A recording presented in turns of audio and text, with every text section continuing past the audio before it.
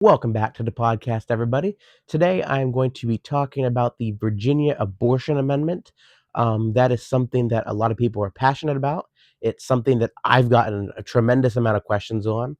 It's something that is really important for Virginians. It's really a big deal for Virginia residents. I have a timeline here that's going to kind of show where we are with the progression of everything.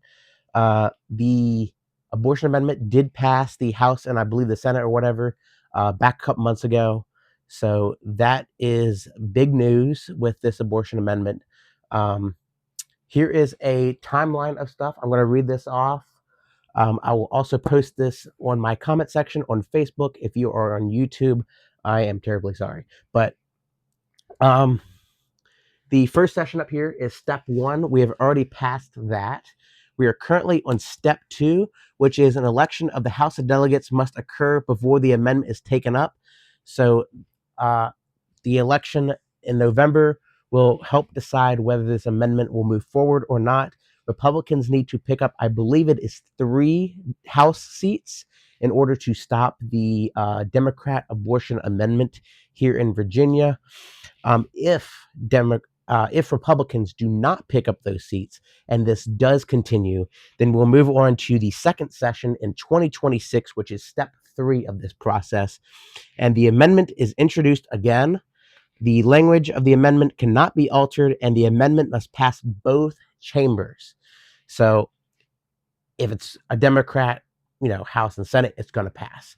They've made that very clear that that's what they want. And then step 4 will be in 2026. So not this year, but next year. The amendment will go to the ballot. It'll be a question on the back or bottom of your sheet. It'll be a simple yes or no question, and it'll probably be worded as health care for women or health care for Virginians or abortion health care. I don't know if it's going to use the word abortion. They're probably going to try to make it a health care thing to get more yes votes on it from Virginians, because a lot of people are not very happy with the radicalness of this necessarily, or this amendment at least. I actually have some points here on this sheet that show what this abortion amendment is truly about. If you are on Facebook, yet again, I will put this down in my comment section, and I do have copies for anyone. If you private request me, I will send you one. That is perfectly fine. The first one is it will allow a birthday abortions, which is very, very crazy. So abortion will be allowed up until the moment of birth for any reason without restrictions. So if a mother feels that she needs an abortion and she's about to give birth in 20 minutes, she can have that abortion even if she's about to give birth. It does not matter. And one thing that will change in this amendment is currently you need 3 doctors for late term abortion here in Virginia, because we have abortion up to 26 weeks. I'm not going to get into the whole current law, but uh, if this passes, it'll take it from 3 doctors to 1, which is very, very different than what we're seeing here or in other states for fact. The second one is babies left to die. Babies who survive an abortion attempt will not be given reasonable or life-saving care, and abortionists will be able to legally allow the deliver of babies and let them die even if it's outside the womb on a medical table, which is interesting. Very radical in this bill. I'm really surprised that uh, the amount of Democrat support that this bill is kind of getting. The third one is parental rights. This eliminates the rights of parents to know about or consent to their young child invasive abortion surgery, where it gives more protections for people to kind of cover up whether or not minors are getting abortions or having abortions, stuff like that. Um, some are saying that this will uh, run into the effect of it's going to lower what people think that life is. It'll underestimate, or not underestimate, like undermine like the true meaning of life. A lot of this will be more widely spoken with younger people or Christians or more religious people. Another point is transgender surgeries. The reproductive freedom that they mention. Reproductive freedom is an umbrella term that is not limited to women. Under this amendment, men, women, and minors would also have the right for sterilization and therefore transgender surgeries. Another very radical point that's going to be coming out in this bill. Another one is abortion tourism, which is a very, very, very bad thing for Virginia.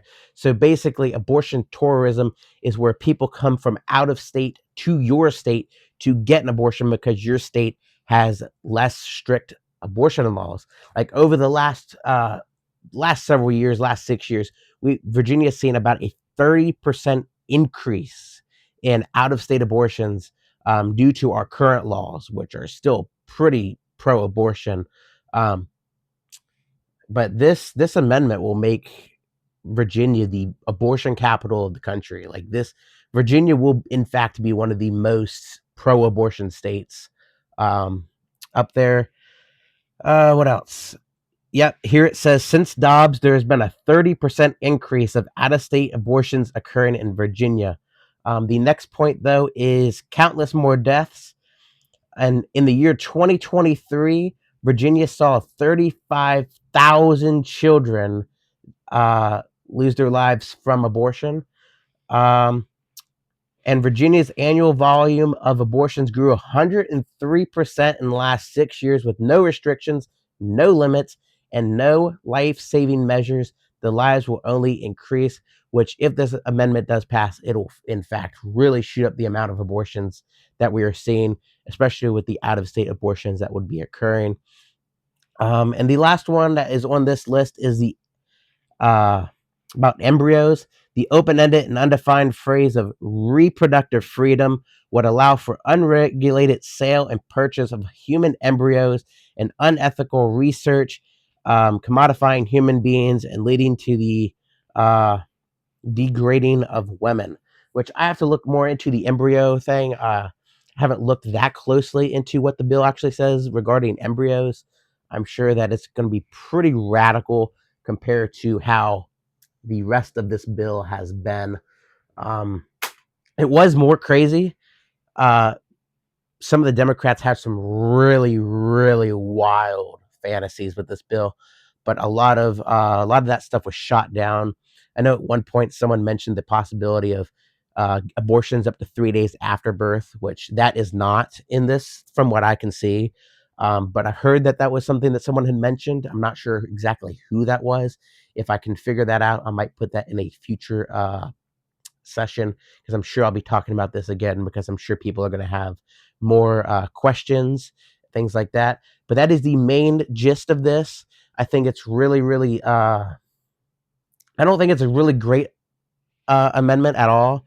Um, Obviously, I'm not a fan of abortions in general from my Christian view. So that's that. But I think if you are in favor of abortions, that this still goes a little too far, as this really has no guardrails. Like it's really just a free for all, just do what you want to do. And there's really no repercussions for anything. And I think it's very interesting.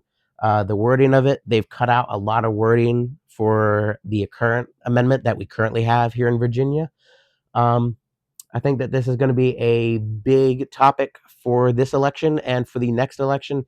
And I think that people need to be contacting their local House members, whether they're Republicans or Democrats, and that people need to be um, telling their delegates and their state reps how they really feel about abortion and mentioning how we don't want this in Virginia. This isn't going to be something that's going to improve Virginia. This isn't going to be something that's going to help Virginia.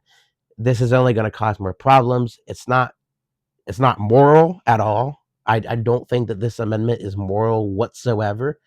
Um, I mean, it's going all the way. Like it's off the rails all the way with abortion, but we shall see. Thank you guys for tuning in, and I will see you next time. Thank you.